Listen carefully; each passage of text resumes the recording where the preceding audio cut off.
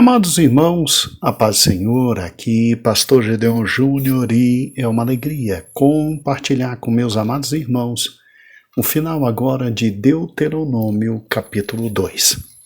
Aqui nós temos a partir do versículo 24, já que nós fomos até aqui e obviamente houve da parte de Deus uma ordem aos israelitas: olha, não mexam com os edomitas e não mexam com os moabitas e os amonitas.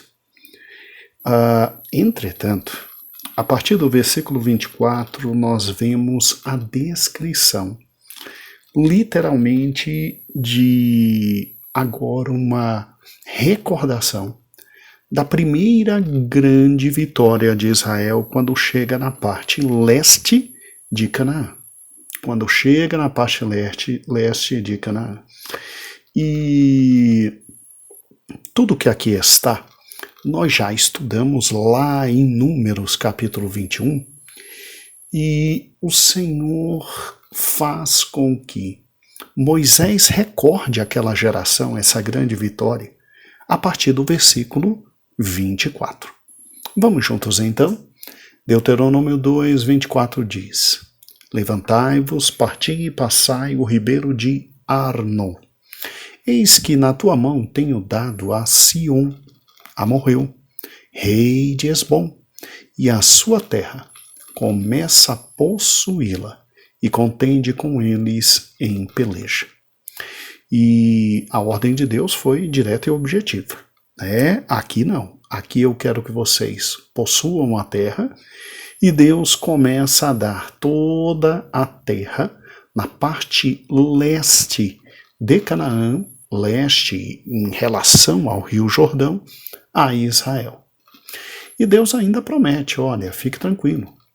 Versículo 25, a partir desse dia eu vou pôr um terror, um medo diante de ti dos povos. Então todos os povos vão saber das suas conquistas, eles naturalmente terão um medo muito grande, e você vai vencer e vai conquistar a terra inteira. Essa é a promessa no versículo 25, quando Deus diz: neste dia começarei a pôr um terror e medo diante de ti dos povos que estão debaixo de todo o céu. Os que ouvirem a tua fama tremerão diante de ti e se angustiarão. Aí Moisés, recordando essa história que está lá em Números capítulo 21 e que estudamos juntos, Moisés diz assim para a nova geração: então mandei mensageiros desde o deserto de Quedemonte a Sion, rei de Hesbom, com palavras de paz, dizendo: deixa-me passar pela tua terra, somente pela estrada irei. Não me desviarei nem para a direita, nem para a esquerda. A comida, para que eu coma, vender-me-ás por dinheiro. E dar-me-ás por dinheiro a água, para que eu beba, tão somente me deixa passar a pé. Então, mesmo diante da ordem de Deus, de que haveria guerra, Moisés ainda tenta, na diplomacia, passar por aquela terra dos amorreus, e, obviamente, Deus já sabia que haveria batalha, e aí o versículo 29 vem e confirma: como fizeram comigo os filhos de Esaú, que habitavam em Seir, e os moabitas, que habitavam em Ar, até que eu passe o Jordão, a terra que o Senhor nosso Deus há de dar. Aí versículo 30, mas Sion, rei de Hesbom, infelizmente, não nos quis deixar passar por sua terra, porquanto o Senhor Deus endureceu o seu espírito, e fizera obstinado o seu coração para tu dar na tua mão, como hoje se vê. E continua o texto: e o Senhor me disse: eis aqui tenho começado a dar-te Sion e a terra. Começa, pois, a possuí-la, para que herdes a sua terra. E Sion saiu-nos ao encontro, ele e todo o seu povo, a peleja em Jaza. E o Senhor nosso Deus nulo entregou, e o ferimos a ele, seus filhos e todo o seu povo. E naquele tempo tomamos todas as suas cidades, e cada uma delas destruímos seus homens, mulheres, crianças, e não deixamos a ninguém. Somente tomamos por presa o gado para nós e o despojo das cidades que tínhamos tomado. Desde Aroer, que está à margem do ribeiro de Arnon, e a cidade que está junto ao ribeiro até Gileade, nenhuma cidade houve que de nós escapasse. Tudo isso o Senhor nos deu e nos entregou. Somente à terra dos filhos de Amon não chegastes, nem toda a margem do ribeiro de Jaboque, nem as cidades da montanha, nem alguma coisa que nos proibira o Senhor nosso Deus. Então, amados, aqui o capítulo termina falando sobre a derrota dos amorreus, não é? Sehon e Og eram reis absolutamente poderosos na região dos amorreus, ali do lado do leste do Rio Jordão. E o Senhor havia decidido destruí-los, bem como os seus o povo que estava com cada um deles, né? As ordens de Deus em Deuteronômio, versículo 2, 24, 25 e 31, resume então o padrão que Israel seguiria em sua conquista da terra prometida. Deus dizia a Josué qual cidade e povo atacar. Dava aos israelitas a certeza da vitória e depois ia com eles para ajudá-los a ganhar a batalha. A derrota de Sehon, e no próximo capítulo, capítulo 3, a derrota de Og por Israel, foi especialmente importante, pois ela serviu de mensagem, irmãos, para todas as outras nações em Canaã. E se encheu de medo o coração de todos os outros povos, como Deus tinha prometido. E quando Josué estava pronto para entrar na terra, o povo de Deus já era precedido então de uma fama de marcha absolutamente invencível. Quando chegarmos em Josué, os irmãos verão a conversa que os espias tiveram com Raabe. E essa conversa foi muito interessante, irmãos, porque Raabe já sabia e disse para os espias: olha, todo mundo aqui está com medo de vocês e sabe que a cidade está na mão de vocês. Então tenham misericórdia de mim, porque escondi vocês, né? Veja que Deus realmente cumpriu sua promessa. E como havia feito com os edomitas, moabitas e amonitas, veja que Moisés, antes de atacar a Sehon, né, Moisés tentou conversar, fazer uma boa proposta, prometendo passar pelo território pacificamente, pagando pela comida, mas o Senhor já desejava que Israel derrotasse Sehon e que tomasse toda aquela terra. E depois, obviamente, derrotasse Og e tomasse também toda aquela terra, que ficariam posteriormente na mão de quem? De Ruben, ali na parte mais baixa, ao sul, né? Ruben pediria naturalmente aquela terra, e acima de Ruben ficaria Gade, né? Ficaria Gade, ali naquela região, naquela terra, onde era literalmente dos amorreus, desses reis amorreus, ok? Agora olhe que interessante, né? Nós, quando vemos uma passagem dessa, a gente vê que literalmente Deus deu aqui uma grande vitória a Moisés e ao povo de Israel, né?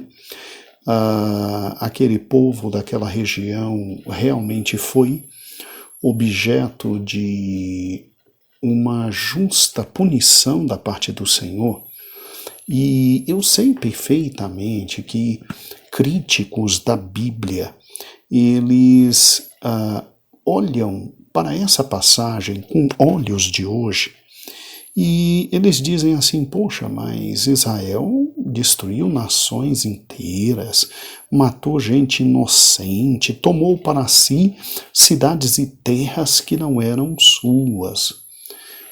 Amados irmãos, vamos lá. Toda aquela porção de terra Deus já tinha dito que daria a Abraão, a Isaque e a Jacó. Tá? Abraão, Isaque e Jacó já tinham morrido sabendo que toda aquela parte daquela terra seria deles. Segundo lugar, é o que já explicamos em áudios passados. Ali não tinha gente inocente. Ali tinha, infelizmente, povos absolutamente terríveis, irmãos. Terríveis. Eram povos que, se hoje nós fôssemos raciocinar em matéria de maldade, em matéria de crueldade, em matéria de vileza, de baixeza, de tudo que há de absolutamente ruim, eram povos que tinham uma vida tão terrível, tão terrível, tão terrível, que Deus, na sua paciência, esperou que aqueles pecados deles chegassem ao nível de insuportabilidade, para utilizar Israel literalmente como um mecanismo de punição. Deus não foi punindo por punir, Deus não foi arrebentando por arrebentar. Deus deu, como já falei, depois de Abraão, né? Depois de Abraão, Israel ficou mais de 400 anos no Egito. E aqui você tem mais literalmente 40 anos no deserto. Então, cerca de 440, 450, 480 anos, alguns dizem, se passou. E Deus, na sua paciência, esperava que aqueles povos literalmente, o reconhecessem como Deus, porque havia, sim, no meio daqueles povos, gente com compromisso com Deus. Tanto é que na época de Abraão, estou relembrando isso, já falei isso, na época de Abraão você tinha, por exemplo, um Melquisedeque que era rei de Salém. Salém era uma dessas cidades aqui, que depois é chamada de Jerusalém, é conquistada dos jebuseus por Davi, era rei de Salém e era sacerdote do Deus Altíssimo. Então, não foi uma região que foi pré-determinada a sua destruição dela por pura maldade, não, de maneira alguma. Enquanto existiam povos que ali estavam servindo a Deus, e eu digo isso com muita tranquilidade, Deus os preservou. Mas Deus, conhecedor do futuro, Deus disse a Abraão: olha, na tua quarta geração eu vou livrar a tua geração da escravidão, vou trazê-los para cá e vou punir os pecados destes que aqui estão. E quando os críticos dizem que ali se mataram pessoas inocentes e etc., e quão inocentes de fato eram essas pessoas? Irmãos, se a gente for mergulhar no que era Canaã, os pecados lá eram terrivelmente perversos. Eram povos cruéis. Para você ter uma ideia, uma das práticas mais normais que eles tinham era de sacrificarem os próprios filhos a deuses falsos. Prostituição cultural era o que mais tinha. Culto regado à prostituição masculina e feminina em seus templos. E, meu Deus do céu, fora toda a maldade, fora toda a crueldade de todos aqueles povos. Um dia me perguntaram: pastor, mas se de repente aqueles povos eles, de alguma forma, tivessem conhecido um pouco mais a Deus, tivessem entendido o testemunho de Abraão, de Isaac, de Jacó, se de alguma forma existisse ainda um resquício, né, de povos tementes a Deus, irmãos, certamente não seriam destruídos.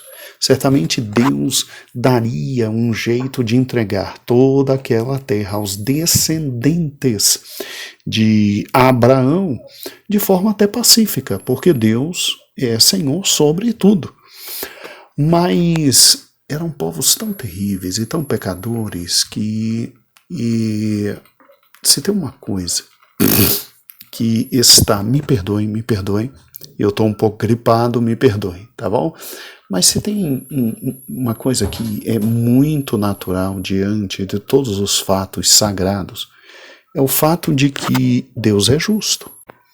Fique tranquilo e creia, no Senhor não há injustiça.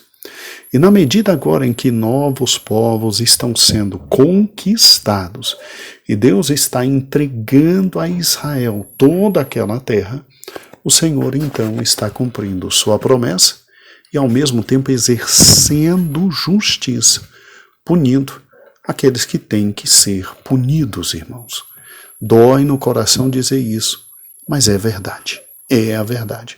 Tem muita gente que pensa que Deus não irá chamar todos os homens à prestação de contas. Tem gente que pensa que Deus não irá chamar cada um de nós para prestar contas por tudo de bom, tudo de mal, tudo de correto, tudo de incorreto que um dia foi feito. Ele chamará sim.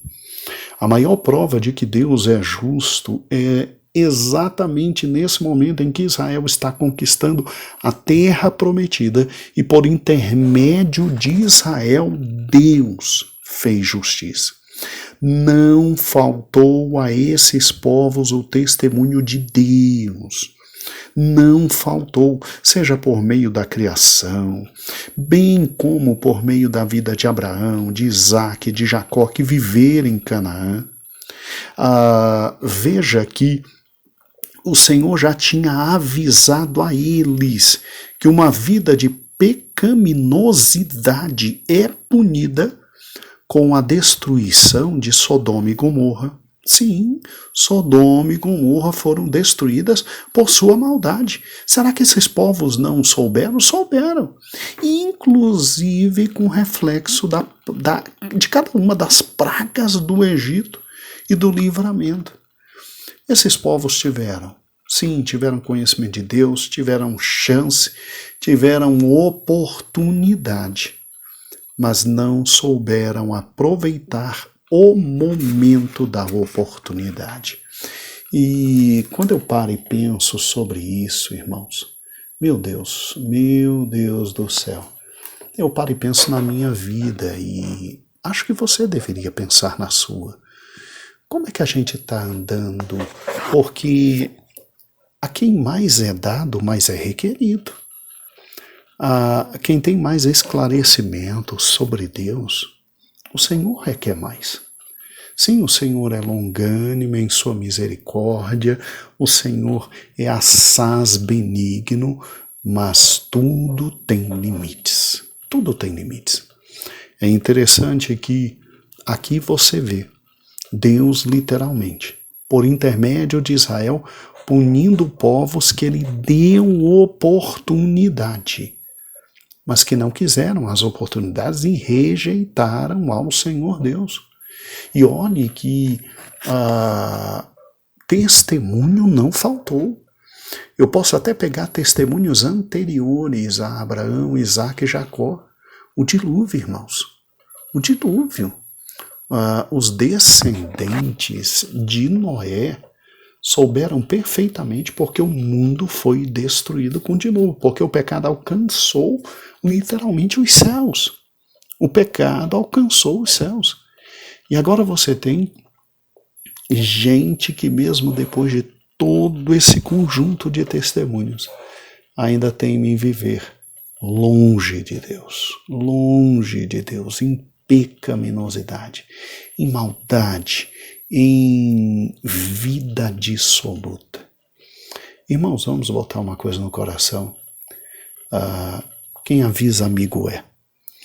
E Deus avisou.